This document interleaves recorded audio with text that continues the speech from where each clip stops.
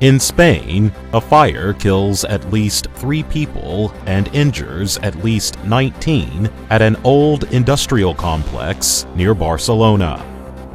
Migrants and others have used the complex for shelter.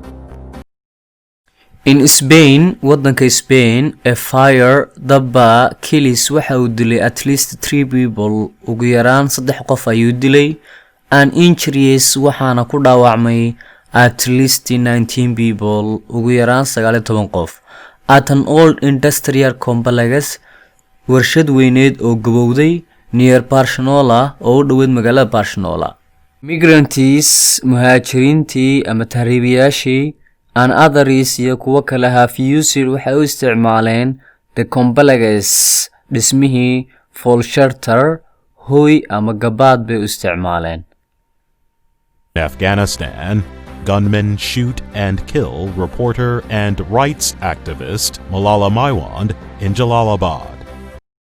In Afghanistan, waddanka Afghanistan, gunmen rag hubeysan baa shoot waxay toogteen and kill oo ay dileen reporter wariye and rights activities una dhaqdhaaqa xuquuqda Malala Maiwand in Jalalabad, qabiilkaas Afghanistan dega ee Muslimka. European Union representatives gather in Brussels to negotiate a deal with Hungary and Poland on the EU's €1.82 trillion budget and recovery proposal.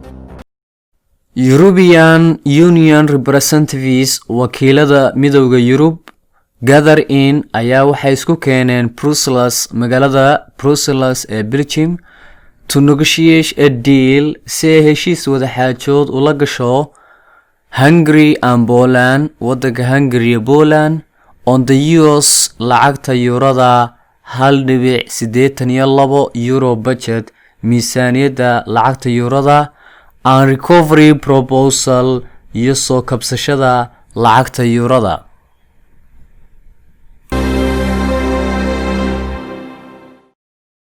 aad baad ugu mahadsantahay daawashada iyo dhegeysiga fiidiyogan. haddii fiidiyowga cajabiyey like noo saar, dhiirigelin bay noo tahay.